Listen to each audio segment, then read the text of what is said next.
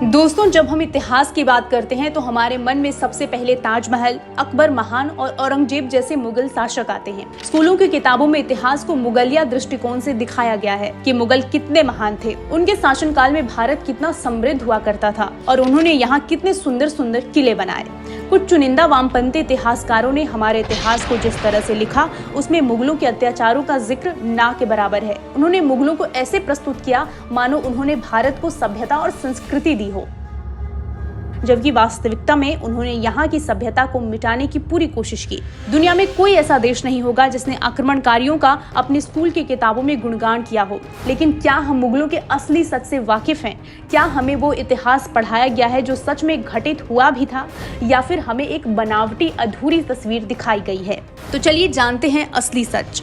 भारत के कुछ इतिहासकारों ने बाबर को मुगल डायनेस्टी को भारत में स्थापित करने वाला एक महान राजा माना, लेकिन आपको उसके बारे में ये नहीं पता होगा कि वो मध्य एशिया के उज्बेकिस्तान देश से आया था। और जो कथित आंदोलनजीवी बाबरी मस्जिद का पक्ष रखते आए हैं, उन्हें खुद एक बार बाबरनामा पढ़ना चाहिए, जिसमें उल्लेख किया गया है कि बाबर अपनी पत्नी के प्रेम में नहीं बल्कि एक लड़के के प्रेम में पागल था जिसका नाम बाबरी था, और वो उसके लिए कविताएं भी लिखता था। तो क्या इसके ही नाम पर बाबरी मस्जिद बनाई गई थी या फिर अपने नाम पर? बताइए। इस मस्जिद के लिए कांग्रेस के लोगों ने केस भी लड़ा और राम मंदिर ना बने इसके लिए काफी अड़चने पैदा की, लेकिन अंत में जीत सत्य की हुई और विपक्ष का दोहरा चेहरा सबको नजर आया। वहीं अकबर के बारे में इतिहास की किताबों में लिखा जाता है कि वो सभी धर्मों के लोगों को अपने दरबार में रखता था, जिसे अकबर द ग्रेट के नाम से जाना जाता है, और कहा जाता है कि उसकी पत्नी एक हिंदू थी।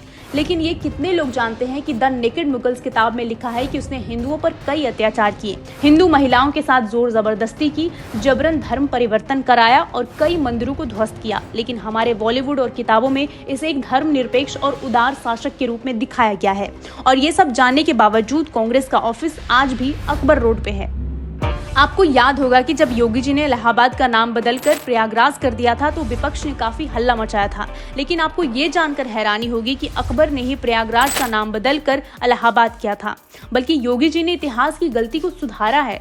बात करें औरंगजेब की तो लुटेंस दिल्ली के बीच इसके नाम की एक सड़क थी, यानी इसने कुछ अच्छा काम किया होगा, तभी देश की राजधानी के बीच इसके नाम के ऊपर की सड़क थी। लेकिन असलियत में औरंगजेब ने सिख गुरुओं का नरसंहार किया, काशी विश्वनाथ मंदिर को तोड़कर वहां मस्जिद बनाई और ना जाने कितने मंदिरों को तोड़ा। लेकिन क्या इस असली इतिहास को कभी पढ़ाया गया? क्या कभी इन अत्याचारों के ऊपर मूवी बनी? इसका जवाब तो आपको अच्छे से मालूम है। वो तो मोदी सरकार ने इस रोड का नाम बदलकर APJ अब्दुल कलाम रोड का नाम दिया।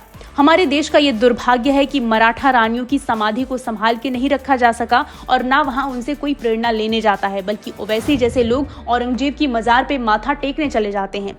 खैर, आगे बढ़ते हैं। जिस टीपू सुल्तान की गणतंत्र दिवस पर झांकी निकाली जाती है और उसे अंग्रेजों से लड़ने वाला महान योद्धा माना जाता है, जिसके नाम पे कर्नाटक में यूनिवर्सिटी है, लेकिन उसकी असलियत सुनकर आप दंग रह जाएंगे। टीपू ने 1788 में अपने पत्र में लिखा था कि सभी हिंदुओं को पकड़ो और मारो, 20 साल से कम उम्र वालों को बंदी बनाओ और लगभग 5000 लोगों को पेड़ पे फांसी देकर लटका दो। वहीं तुगलकी राज में एक दिग्गज सूफी संत निजामुद्दीन औलिया, जहां आज भी उनकी दरगाह पे काफी हिंदू चादर चढ़ाने जाते हैं, जिसके नाम पर देश की राजधानी में रेलवे स्टेशन है, उनको ये बात जानकर हैरानी होगी कि एम ए खान की किताब इस्लामिक जिहाद में बताया गया है कि निजामुद्दीन औलिया का इतिहास हिंदू विरोधी है। उसने मंदिर तुड़वाए, जबरन धर्मांतरण किया और तो और हिंदुओं पे जजिया कर भी लागू करवाया।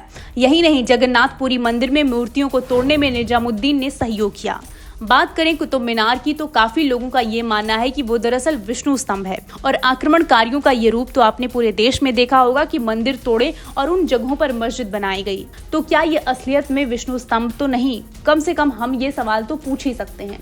तो अब आप शायद समझ गए होंगे कि कैसे इन कथित बुद्धिजीवियों ने हमारे इतिहास को गलत तरीके से प्रस्तुत किया, और इसमें बॉलीवुड का भी रोल रहा है, जो हमें फर्जी इतिहास दिखाकर गुमराह करते आए हैं। फिर चाहे टीपू सुल्तान पे TV सीरियल बनाना हो, अकबर की लव स्टोरी के ऊपर फिल्म बनानी हो, या फिर ताजमहल का प्रचार करना और इनकी बर्बरता को छुपा के एक अच्छे शासक के रूप में दिखाना, आपको नहीं लगता इतिहास की किताबों को दोबारा से लिखना चाहिए? हमें कमेंट्स में बताइए और सब्सक्राइब करिए निष्कर्ष TV।